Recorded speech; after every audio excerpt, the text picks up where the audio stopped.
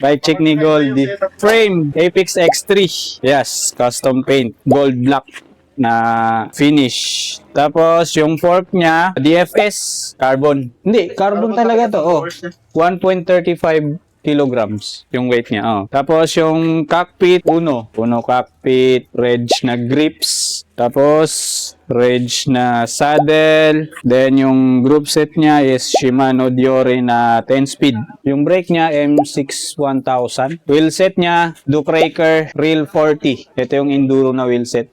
Yung 40mm lapad. Finishing kit, Schwalbe, Racketron. 27 by 2.8. Oo, luwag, oh, di ba? Tapos dito, sa likod, luwag pa yan. Oh.